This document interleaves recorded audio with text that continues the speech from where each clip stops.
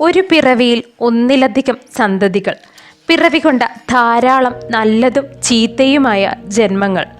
കഥാപാത്രമാകുന്ന സംഭവകഥയാകുന്നു ലോകത്തിൻ്റെ ഏറ്റവും വലിയ ഇതിഹാസമാകുന്ന വേദവ്യാസൻ രചിച്ച മഹാഭാരതം. അങ്ങനെ മഹാഭാരതത്തിൽ പരാമർശിച്ചിട്ടുള്ള വ്യക്തികളെയും അവരുടെ പിറവിക്ക് പിന്നിലെ കഥയും നമുക്കൊന്ന് നോക്കിക്കാണാം.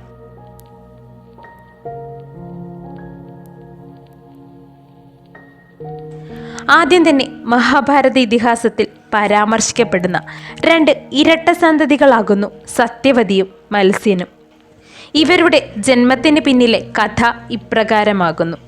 ഒരിക്കൽ ബ്രഹ്മദേവന്റെ ശാപത്താൽ അപ്സര കന്യകയാകുന്ന അദ്രിക മത്സ്യമായി തീർന്നു. അവൾ യമുനാ നദിയിൽ വസിച്ചു. അങ്ങനെ കഴിയും കാലത്ത് ചേതി രാജാവാകുന്ന ഉപരിവസു സ്വരാജ്യത്ത് നിന്നും അകലെയായി കഴിയും കാലത്ത് അപ്പോൾ അദ്ദേഹത്തിന് തൻ്റെ പത്നിയുടെ ചിന്ത ഉള്ളിൽ ഉദിച്ചു. അപ്പോൾ അവരുടെ സാമീപ്യം നഷ്ടമായ അദ്ദേഹത്തിൽ നിന്നും ഉൽപ്പാദിപ്പിക്കപ്പെട്ട ബീജം യമുനയിൽ പതിക്കുന്നു.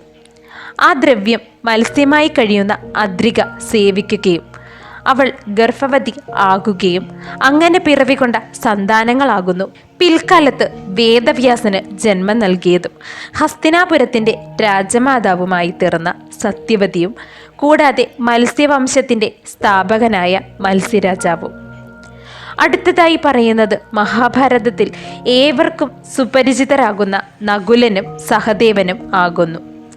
അവരുടെ ജന്മത്തിന് പിന്നിലെ കഥ രാജ്യഭാരം വെടിഞ്ഞ് ശാപത്തിൻ്റെ ഫലമായി കഴിയുന്ന പാണ്ഡുവിനും പത്നിമാരായ കുന്തിക്കും മാദ്രിക്കും സന്തതികളില്ലാതെ ദുഃഖത്തിൽ നിന്ന് മോചനം ലഭ്യമായത് കുന്തിദേവിക്ക് ബാലികയായിരുന്നപ്പോൾ ഉഗ്രകോപിയാക്കുന്ന ദുർവാസാവ് മഹർഷിയുടെ സേവകിയായി സേവനമനുഷ്ഠിച്ചതിൽ പ്രകാരം അവളുടെ പക്വതപൂർവമായ സേവനത്തിന് അദ്ദേഹം വരമായി നൽകിയ ദിവ്യമന്ത്രത്തിൽ കുന്തിദേവി യുധിഷ്ഠിര, ഭീമ, അർജുനന്മാരെ വരമായി പാണ്ഡുവിൻ്റെ നിർദ്ദേശപ്രകാരം ധർമ്മദേവൻ, വായുദേവൻ, ഇന്ദ്രദേവൻ എന്നിവരിൽ നിന്നും സ്വായത്തമാക്കിയപ്പോൾ സന്താനങ്ങളില്ലാതെ ദുഃഖം പേറി ജീവിച്ച മാദ്രിക്ക് കുന്തി ആ ദിവ്യമന്ത്രം ഉപദേശിച്ചു നൽകി. തൽഫലമായി സൂര്യപുത്രന്മാരാകുന്ന അശ്വനി കുമാരന്മാർ എന്ന ഇരട്ട ദേവവൈദ്യന്മാരെ മാദ്രി ആ മന്ത്രത്താൽ ആവാഹിക്കുന്നു.